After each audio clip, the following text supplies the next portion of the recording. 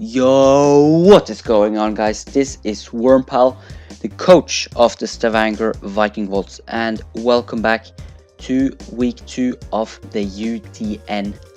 Last week we picked up a W against Retro and his Universal Umbreon, so go check out that battle if you haven't already. This week we are facing off against the Basel Bastiodons, coached by the one and only Ollie, or Ollie Gaming, who's also one of the owners of this league, so big shout outs to him for that. Go check out his YouTube channel, his link is in the description. But you can see his team on the right. He has a Weavile, Entei, Tentacruel, Chestnut, Druddigon, Rotom Fan, Mega Alakazam, Sylveon, Landorus Eye, which can only have Sandforce, Cobalion, and Klinklang. So a very scary team. Not looking forward to playing against it.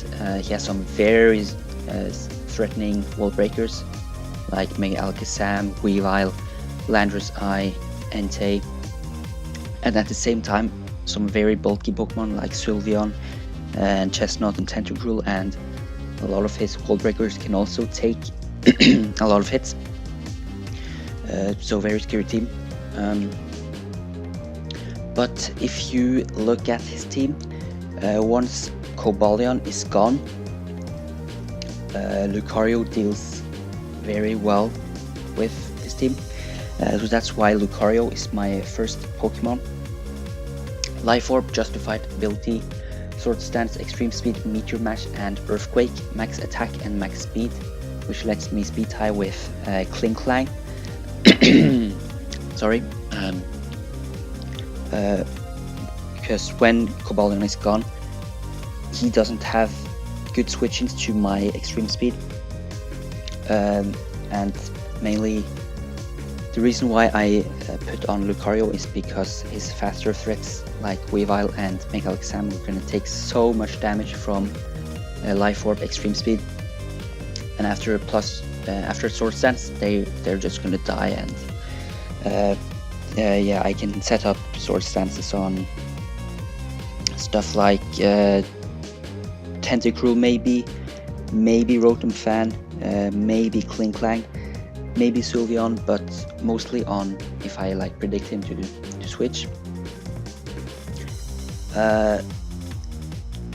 Yeah, Lucario can also switch pretty well into his Weavile because of its typing in Fighting and Steel, and also the Justified Ability, which increases my attack by 1 stage if I get hit by a Dark type move. So pretty much no matter what set his Weavile is running, it cannot 2-shot me, which is very nice. Not running a Fighting stab move, because the only thing that lets me hit instead of Earthquake is his Cobalion, which outspeeds me anyways, and Earthquake also lets me hit his Tentacruel and his Entei if I predict him to switch that in. But next up we have got our Starmie. Choice Scarf, Analytic, Psychic, Hydro Pump, Dazzling Gleam, and Trick. Main reason I brought this Starmie was to have something to outspeed his faster threats in Mega Alakazam and Weavile, and at the same time switch into some of his wall breakers like Entei and Cobalion. Psychic and Hydro Pump hits pretty much everything on his team. It's gonna hit very hard if they switch out because I have the Analytic ability.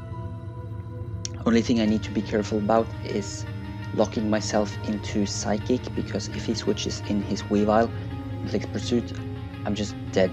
And since he's immune to Psychic, I really can't do much to him, or anything to him at all. So that's why I also have Dazzling Gleam, in case I'm predicting him to go Weavile, or I want to kill his Chestnut without locking myself into Psychic. Trick, in case I want to give my Choice Scarf to something like Sylveon or Tentacruel, one of his more defensive Pokemon, because they don't really want to be locked into a move. So yeah, Stormy just there to be fast, outspeed everything he has. The speed is there to outspeed Landry's Eye with a Choice Scarf or after a Sea Sandstorm, which I think he might bring, but I'm not sure. Next up, we have a pretty interesting Salmon set with Sub, Dragon Dance, Fly and Earthquake, Fly and MC, and Moxie ability. If you look at his team, Salamence does quite a lot to him, but the problem is his Weavile, which gets Ice Shard, and no matter how many Dragon Dances I set up, he's still gonna move before me because Ice Shard has priority, and that's, if he's Choice Banded, that's just a straight up one shot. So that's why I'm bringing Substitute. If I predict him to switch into Weavile, for example, I can click Substitute and kill him from behind the sub, or I can also set up subs pretty freely against Chestnut, maybe Tentacruel, maybe Rotten Plan if I predict him to go for a Will-O-Wisp, for example. Maybe I can set up on some other mons as well, but mostly on if I predict him to switch. After a Dragon Dance, Salamence hits pretty much everything on his team very hard. Fly and Earthquake gives me coverage for a lot of his Pokemon. Earthquake lets me hit Entei, Tentacruel, and his Steel types in Cobalion and Klinklang. Fly is just a good stab that still hits Sylveon, that's why I'm not running Dragon Claw. And after a Dragon Dance, Seafly should kill his Sylveon, and that would give me a Moxie boost, so I can maybe continue to sweep, unless his Weavile is still alive, which would be a problem. Yeah, that's Salamence. Then we have Tangrowth, max HP, max special defense with the Assault Vest. I really wanted to bring Skuntank to counter his Mega Alakazam, but Skuntank really doesn't do much against the rest of his team, so that's why I decided to not bring that and instead bring Tangrowth as my Mega Alakazam switch in, because this still hits very well from the Mega Alakazam and deals a lot of damage back with a Power Whip. And I can heal back with Regenerator ability, as I have said in pretty much every video. That's why Tangrowth is so good. For other moves, I have Earthquake Knockoff and Hidden Power Ice. Earthquake hits same things as Earthquake on Salamence does, which is Entei, Tentacruel, and his Steel types in Cobalion and Klinklang. Knockoff doesn't really hit anything super effectively, but it gets rid of any items he might have, like leftovers on Sylveon, for example. Just good overall. And for the last move, since I am restricted to running only attacking moves, I put on Hidden Power Ice because, well, it hits the Landorus and I really didn't need any other coverage. So that's Tangrowth. Then we have a pretty interesting Mega Diancie set with Moonblast, Earth Power, Stealth Rock, and Skill Swap.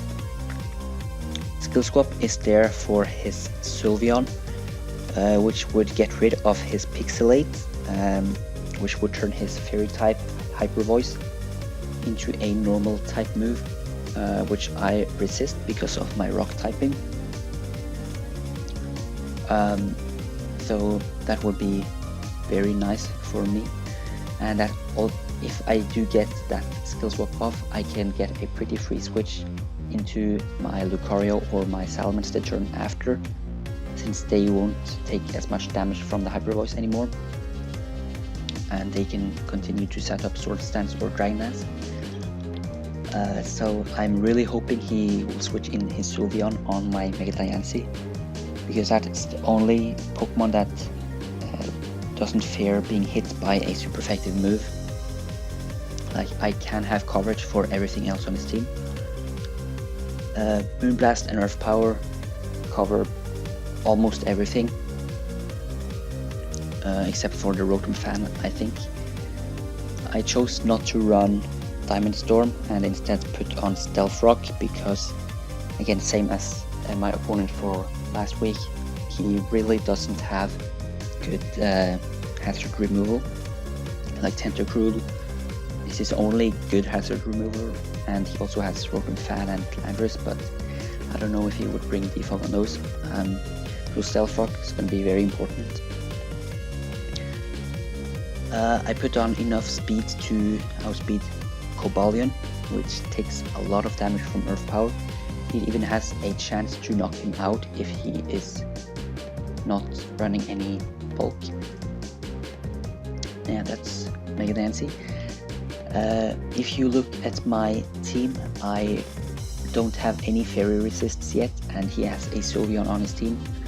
So for the last month, I of course put on the only fairy resist on my draft, which is Rotom Heat.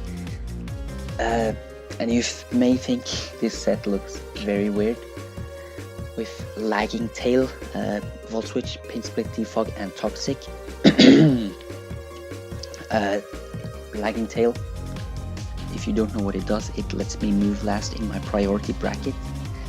So the reason I'm running that is to have it switch into Sylveon and then get a slow Volt Switch off after I have taken a hit from Sylveon or something like that, and then go into like one of my Pokemon that can actually deal with Sylveon offensively, like Lucario for example. So yeah, defensive Rotom Heat lets me take hits from Weavile and some of his other physical attackers like Entei and Chestnut, or maybe Cobalion if he doesn't have Stone Edge. I'm not running Overheat. I wanted to, but I couldn't really fit it on this set. I have Pain Split. If you didn't watch Ollie's week 1 battle, you should go watch that, because the Pain Split meme has become pretty big, and that's why I'm nicknaming this Pain Split and running Pain Split against him. Then I have Defog, because, you know, hazard removal is always good. And then last move I put on Toxic, because I always like having something with Toxic on my team in case I accidentally let something set up and don't have any other ways to deal with it. So yeah, that's Rotom. That's the entire team. The 6 months I'm predicting him to bring would be maybe Weavile, Mega Alakazam, Sylveon, Cobalion, Tentacruel, and for the last one I'm gonna say Landorus I probably. Oh yeah, again, go check out our opponent. His YouTube channel link is in the description. The week 2 battle will be uploaded tomorrow, so come back to the channel and check out that. But until next time, goodbye.